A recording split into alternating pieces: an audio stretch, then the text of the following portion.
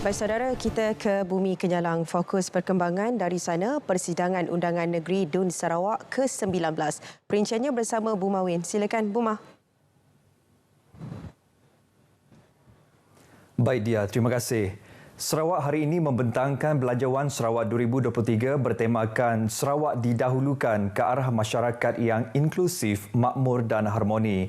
Premier Sarawak Datuk Patinggi Tan Sri Abang Johari Tun Apeng berkata Belanjawan tahun hadapan digubal berpaksikan 5 prinsip, antaranya membangunkan ekonomi yang lebih berdaya tahan, berdaya saing dan saksama.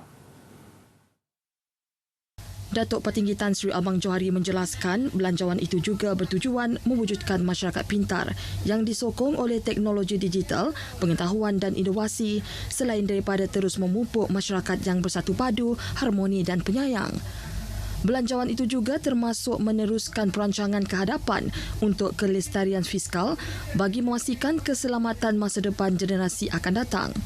Membentangkan rang Undang-Undang Perbekalan 2023-2022 pada mesyuarat ketiga bagi penggal pertama Dewan Undangan Negeri Dun Sarawak ke-19 di Kuching, beliau berkata strategi fiskal negeri diteruskan dengan pendekatan seimbang dengan menguruskan hutang secara berhemat, mengurangkan defisit yang disebabkan oleh perbelanjaan COVID-19 di samping menggiatkan semula ekonomi. Beliau berkata selaras dengan matlamat Strategi Pembangunan Pasca COVID 2030 PCDS 2030, bajet itu dirangka merentasi 11 teras strategik yang bertujuan memacu ekonomi negeri ke arah pertumbuhan yang lebih tinggi dan pembangunan yang dipercepatkan. 11 teras strategi itu adalah mencapai kemakmuran ekonomi, merangsang pertumbuhan ekonomi, menggalakkan pelaburan dan pembangunan perusahaan, mentransformasikan Sarawak menjadi ekonomi berdaya saing serta membangunkan modal insan.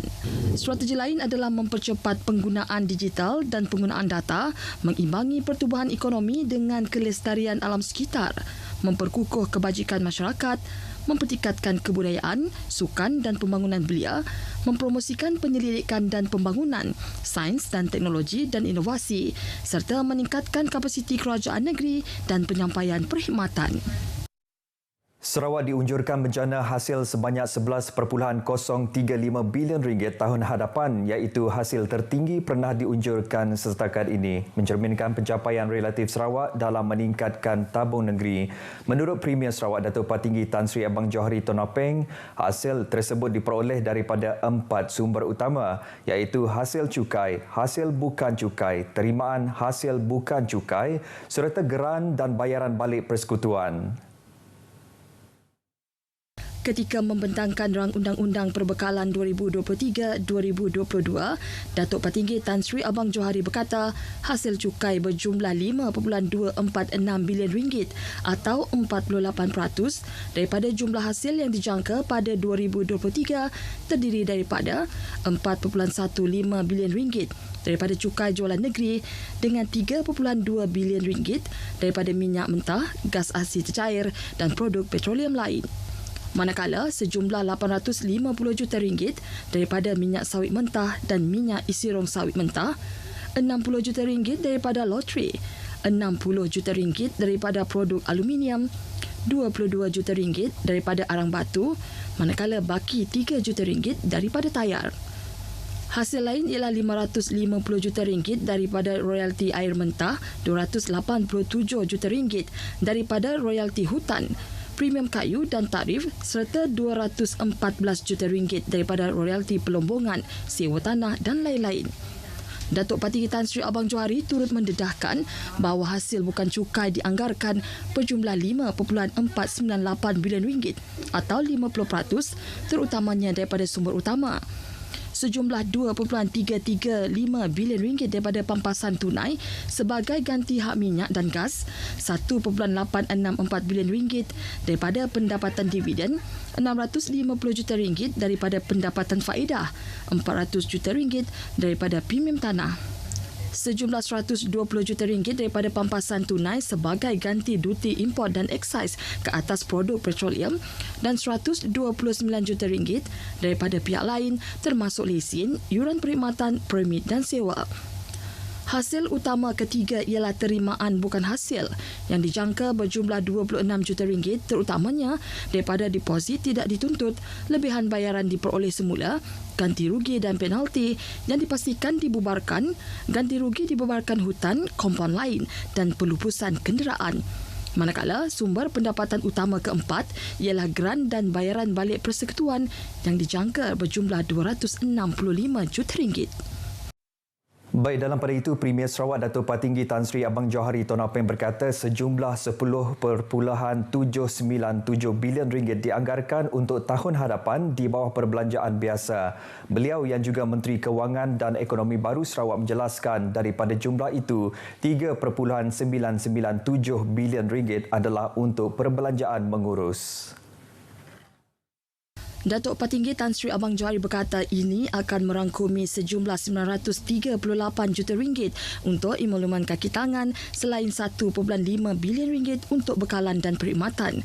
Manakala sejumlah 1.34 bilion ringgit untuk geran dan bayaran tetap selain 90 juta ringgit untuk perolehan aset serta 118 juta ringgit untuk perbelanjaan operasi lain. Beliau menambah sejumlah 6.8 bilion ringgit lagi peruntukan akaun kumpulan wang pembangunan bagi membiayai pelaksanaan pelbagai program dan projek pembangunan. Saudara, proses pengundian bagi pilihan raya umum ke-15 di Parlimen Baram yang dilaksanakan seawal pukul 7.30 pagi tadi berjalan lancar di 19 pusat pengundian dan ia telah ditutup secara rasmi pukul 2 petang tadi. Baik, untuk perkembangan lanjut kita bersama wartawan Noriza Jau. Noriza, silakan. Terima kasih Bu Mawen di studio. Maklumat yang diterima dari ejen mengundi di pusat mengundi Sekolah Kebangsaan Long Banga memaklumkan proses pengundian di sana berjalan lancar dengan keadaan cuaca yang cerah pada pagi tadi.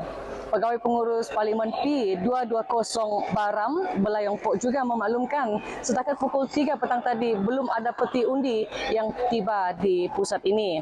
Keputusan tidak rasmi setakat pukul 10.30 pagi tadi masih sama dengan calon gabungan Parti Sarawak, Anjing Ngau, mendahului calon Pakatan Harapan, Roland Ingan. Terdahulu, pusat penjumlahan undi bagi Parlimen P220 Baram di Dewan Sorah Marudi telah menerima 177 peti undi sejak 19 November 2022 Sabtu lalu. Parlimen Baram mempunyai 134 pusat pengundian dan 194 saluran undi biasa. Manakala dua saluran lagi adalah undi awal dengan jumlah pengundi berdaftar seramai 59,535 orang. Sekian perkembangan dari Baram yang sahih di RTM. Nuriza Jau, RTM, kembali kepada Buma di studio. Baik, Noriza, terima kasih atas laporan anda. Sekian berita dari Sarawak. Kita kembali bersama Dia di Angkasa Puri. Dia, silakan. Baik, terima kasih Buma langsung dari Sarawak.